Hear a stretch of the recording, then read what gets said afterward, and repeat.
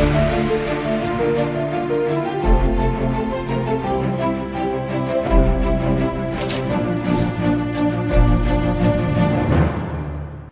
मैं आस्था पांडे और आप देख रहे हैं सी न्यूज़ बात और करेंगे यूपी बुलेटिन की ओर। यूपी बुलेटिन में बात होगी अमेठी की, जहां रामलीला मैदान के मानस भवन में शुरू हुआ सिलेंडर वितरण। अमेठी वासियों को मिली राहत। साथ ही बात होगी झांसी की, जहां जिला अधिवक्ता संघ में आज महात्मा गौतम बुद्ध जयंती श्रद्धा और उत्साह के साथ मनाई गई। ऐसी तमाम खबरों पर विस्तार से करेंगे चर्चा। खबर अमेठी से, जहां रामलीला मैदान स्थित मानस भवन में जिला पंचायत अध्यक्ष राजेश मसाला के प्रयास से रसोई गैस सिलेंडर वितरण की व्यवस्था शुरू हो गई है, जिसका शुभारंभ फीता काटकर किया गया और एक महिला को सिलेंडर सौंप कर शुरुआत की गई। सुबह 10 बजे से ही लोग रसीद लेकर कतार में खड़े रहे। हालांकि शुरुआत में बिजली कटौती होने से करीब 2 घंटे तक कार्य प्रभावित रहा और लोगों को धूप में इंतजार करना पड़ा। बताया गया है कि ये समस्या प्रभारी मंत्री सतीश शर्मा के संज्ञान में रखी गई थी, जिसके बाद स्थानीय स्तर पर व्यवस्था सुनिश्चित करने के निर्देश दिए गए। पत्राचार और प्रयासों के बाद रामलीला कमेटी के सहयोग से मानस भवन में स्थायी वितरण व्यवस्था शुरू की गई है, जिससे अब अमेठी वासियों को सिलेंडर लेने के लिए दूर नहीं जाना पड़ेगा। भैया, आज आपके अथक प्रयास से यहाँ पर सिलेंडर वितरण होने लगा। अमेठी कस्बे में लोगों को सुविधा मिलने लगी, नहीं तो लोगों को 26 किलोमीटर दूर आना जाना पड़ता था। इसके लिए क्या कहना चाहते हैं? देखिए, ये संवेदनशील सरकार और हमारे जिले के प्रभारी मंत्री जो विभागीय मंत्री भी हैं सतीश शर्मा का विशेष योगदान है और अधिकारियों का सहयोग है। मैंने जब अमेठी की समस्या को लेकर के ध्यान आकृष्ट कराया तो विभागीय अधिकारी और माननीय सतीश शर्मा जी इन्होंने ये तय किया कि अमेठी में ही गैस सिलेंडर बटेगा। विभागीय अधिकारियों ने कहा मेरे पास जगह की समस्या है, तो मैंने रामलीला कमेटी के अपने कमेटी के लोगों से तुरंत टेलीफोन पे बात किया और उन सब के सहमत से हमने रामलीला मैदान और मानस भवन को फ्री ऑफ कास्ट विभाग को देने की बात कही। इसी को ध्यान में रखते हुए आज से ये बढ़ रहा है और मैंने अभी अधिकारियों से बात किया कि एक काउंटर नहीं 4 काउंटर लगे और खंड वाइज चार भाग में बटे और यहाँ पे पानी की व्यवस्था, सामियाने की व्यवस्था, ये सारी मैं करवा रहा हूँ। जन सुविधा सबको मिले, यही हमारे प्रदेश के लोकप्रिय मुख्यमंत्री योगी आदित्यनाथ और हम सबके हर दिल अजीज और बहुत ही तेजस्वी प्रधानमंत्री माननीय नरेंद्र मोदी जी का विजन है। हम सब उसी पे चल रहे हैं। आपका? हमारा नाम शैलेंद्र मिश्रा, भारतीय किसान यूनियन भानु जिलाध्यक्ष अमेठी। अमेठी में रामलीला मैदान एजेंसी पे जो है गैस वितरण हो रहा है, कैसे देखना चाहते हैं आप? ये जो अमेठी में रामलीला मैदान में गैस वितरण हो रहा है, ये आम जनमानस के लिए बहुत ही सुदृढ़ व्यवस्था की गई है, क्योंकि ये वहाँ चला गया था कालिकन में एक तो अमेठी टाउन के लिए प्लस अमेठी के अगल बगल मौजों के लिए बहुत ही समस्या थी। मैं स्वयं प्रकाश गैस एजेंसी का उपभोक्ता हूँ। मुझे वहाँ 2 घंटे धूप में खड़ा रहना पड़ा और ना तो वहाँ पानी की व्यवस्था, ना छाया की व्यवस्था, ना कोई दुकान, ना कोई चाय की दुकान। मतलब जो भी गैस भराने जाता था वो इतना परेशान हो जाता था धूप के कारण। महिलाओं को, छोटे छोटे बच्चों को, छोटी छोटी बच्चियों को चक्कर आ जाता था, वो लोग वहाँ गिर जाते थे।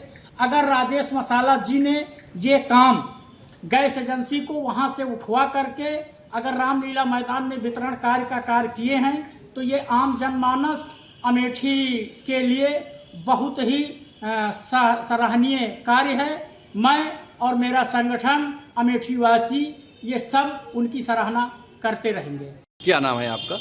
मेरा नाम अजय मिश्रा विल्सन बाबा। गैस सिलेंडर की बहुत किल्लतें थी, रामलीला मैदान में गैस वितरण हो रहा है, कैसे देखते हैं आप?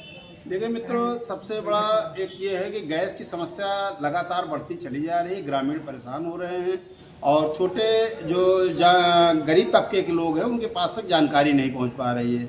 हम जो वितरण की व्यवस्था रामलीला मैदान में की गई है ये बहुत ही अच्छी की गई है, लेकिन हम इस पर एक हमारा सवाल है कि जो प्रकाश गैस एजेंसी को सील किया गया है, नियम और कानून के तहत यदि उसको सील किया गया है तो उसका कहीं ना कहीं उसको अटैच करना चाहिए था। उनके पास फायर की सेफ्टी होती है, गाड़ी होती है, होम डिलीवरी की व्यवस्था होती है।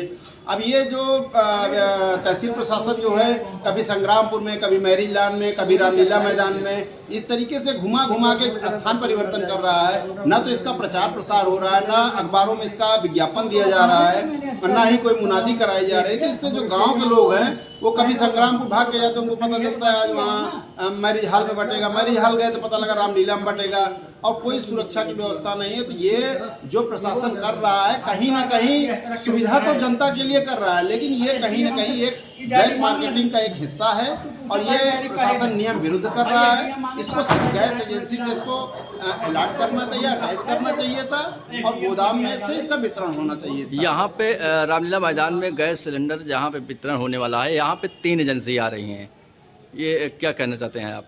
नहीं, रामलीला मैदान में यदि वितरण हो रहा है तो इनके पास ना तो गोडाउन है, ना कहीं कोई व्यवस्था है। जनता कैसे मानेगी कि रामलीला मैदान में वितरण हो रहा है? कल के कोई पेट्रोल टंकी सील होगी तो क्या करेंगे? ड्रम में लेके बैठ जाएंगे, यहाँ तेल बांटने लगेंगे? देखिए, ये व्यवस्था नहीं है। जो कानून है, ये गैस एजेंसी अगर सील हुई है तो उसका जो सिलेंडर है कहीं ना कहीं अटैच करना चाहिए।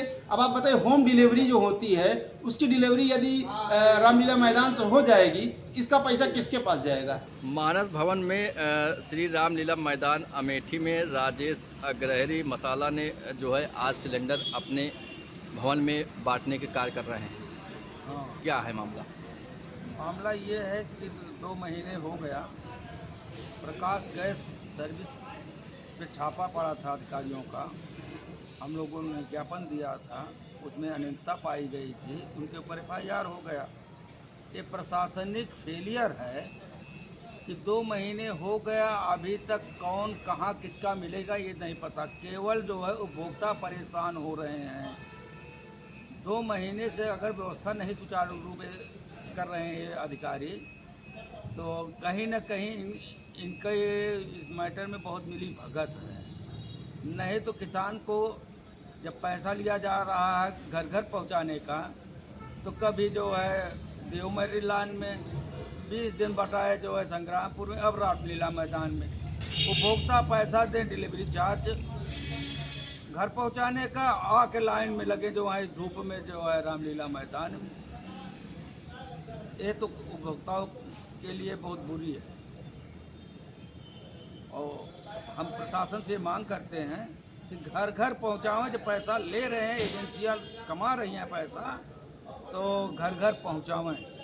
ये व्यवस्था ठीक नहीं है। हाँ, थोड़ा नज़दीक हुआ, प्रयास उनका अच्छा था, लेकिन प्रयास अधूरा है। पूरा प्रयास हो कि जब तक किसानों के उपभोक्ताओं के घर घर नहीं सिलेंडर जाए, तो कम से कम उनका जो ज़्यादा पैसा लिया जा रहा है डिलीवरी चार्ज का, वो न वसूला जाए, और शासन ये प्रयास करे कि घर घर एजेंसियां पहुंचाएं। और हम ये चाहते हैं कि चाहे प्रशासन हो, चाहे हमारे जिला पंचायत अध्यक्ष श्री राजेश अग्रहरी और राजेश मसाला जी, जो पैसा उपभोक्ताओं का लिया जा रहा है डिलीवरी चार्ज का, जब तक कि घर घर न पहुंचे, वो पैसा डिलीवरी चार्ज का एजेंसियों द्वारा न वसूला जाए। ये अतिरिक्त बोझ लादा जा रहा है ज़बरदस्ती। ये प्रशासन का एकदम फेलियर है। प्रशासन पे 2-4 बार चर्चा भी की गई, तो आश्वासन देते रहे 2-4 दिन में घर घर जाने लगेगा, लेकिन वही ढाक के 3 पात हो रहे हैं, तो हो नहीं रहा है। एजेंसियां मोटा मुनाफा कमा रही हैं बैठ कर के।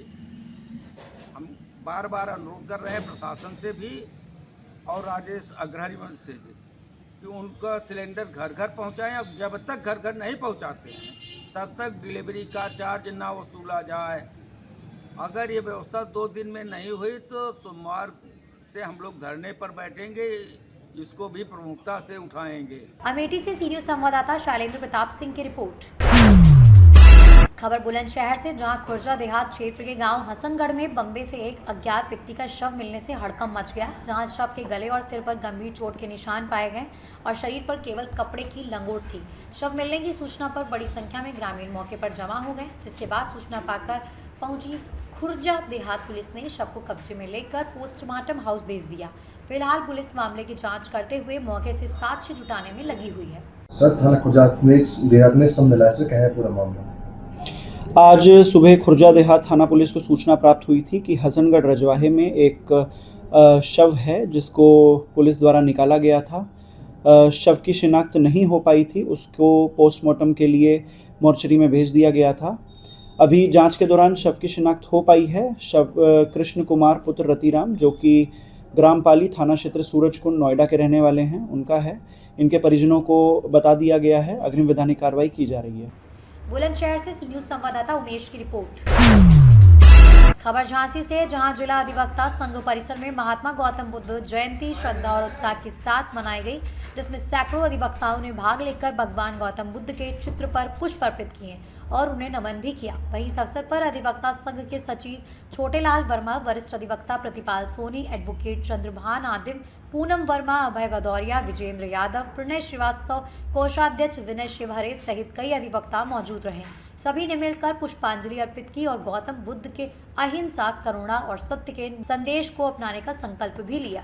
बुद्ध की भगवान बुद्ध की बौद्ध धर्म की क्या पहचान, मानव एक समान। बौद्ध धर्म की क्या पहचान, मानव एक समान। भगवान बुद्ध की जय हो। झांसी से सी न्यूज संवाददाता धीरेन्द्र सोनी की रिपोर्ट। खबर ललितपुर से, जहां जनपद ललितपुर के थाना कोतवाली मड़ावरा क्षेत्रीय ग्राम साढ़ूमल में देर रात उप जिलाधिकारी मड़ावरा ने बड़ी कार्रवाई करते हुए अवैध मिट्टी से भरे 3 हाईवा डंपरों को पकड़ लिया। सूत्रों के अनुसार महरौनी से मड़ावरा आ रहे ये तीनों डंपर साढ़ूमल गांव में रोके गए। जांच में वो अवैध मिट्टी से भरे पाए गए और मौके पर किसी भी प्रकार के कागजात नहीं मिले। बताया जा रहा है कि तीनों डंपर महरौनी क्षेत्र के हैं। उप जिलाधिकारी ने कार्रवाई करते हुए सभी वाहनों को थाने में सुपुर्द कर दिया है और आगे की कानूनी कार्रवाई जारी है, जिससे अवैध कारोबारियों पर नकेल कसी गई है। ललितपुर से सी न्यूज संवाददाता राकेश कुमार वैद की रिपोर्ट। खबर संत कबीर नगर से है, जहां एक मरीज ने कथित डॉक्टर पर इलाज में लापरवाही और धोखाधड़ी का आरोप लगाया है। तो आपको बता दें, ग्राम प्रतापपुर के रहने वाले पंकज कुमार, जो मजदूरी कर अपने परिवार का पालन पोषण करते हैं, उन्होंने बताया कि पाइल्स की समस्या के इलाज के लिए वो डॉक्टर बीसी विश्वास के पास गए हुए थे, जहां ऑपरेशन करने के लिए पूरी तरह ठीक करने का भरोसा देकर करीब 42,000 रुपये ले लिए गए। लेकिन ऑपरेशन के कुछ दिनों बाद उनकी हालत और भी बिगड़ गई। वहीं पीड़ित का आरोप है कि दोबारा संपर्क करने पर डॉक्टर ने उनकी बात सुनने से इनकार कर दिया और अब कोई सुनवाई नहीं हो रही है, जबकि इस मामले में आरोपी डॉक्टर का पक्ष अभी सामने नहीं आया है। आपका क्या मामला है? मैं गया था दवा लेने के लिए रमुआपुर, हमको बवासीर हो गया था। वहाँ एक डॉक्टर है बीसी विश्वास बंगाली, गया दवा लेने के लिए, बोला इसका ऑपरेशन करना पड़ेगा और ज़बरदस्ती हमारा ऑपरेशन करके गलत ऑपरेशन कर दिया है। और बाद में हम उससे पूछने लगे तो हमको लगा बोलने, उसके बाद फिर ये हो गया कि मवाज आने लगा। हम बहुत परेशान हो गए। हम अपना खेत रेहन धर के बिक्खो बेच के अपना दवा करवाए, वो हमसे 42,000 रुपया लिया था, तभी नहीं ठीक कर पाया। उसके बाद उसको मैं बोला कि हमारा नहीं ठीक हुआ है। उसके बाद गाली देने लगे, धोबी जात तुम्हारा क्या कर लोगे, तुम्हारी माँ बहन नहीं कर देंगे, लगा गाली देने। उसके बाद मैंने 1076 फ़ोन लगाया, वहाँ से कोई सुनवाई नहीं हुआ और बीसी बंगाली बोला हम सीएमओ के पैसे भी खरीद लिए हैं, हमारा कुछ। संत कबीर नगर से सी न्यूज संवाददाता मोहम्मद नईम की रिपोर्ट। फिलहाल इस बुलेटिन में बस इतना ही। बाकी देश और दुनिया की तमाम बड़ी खबरों के लिए बने रहिए सी न्यूज भारत के साथ।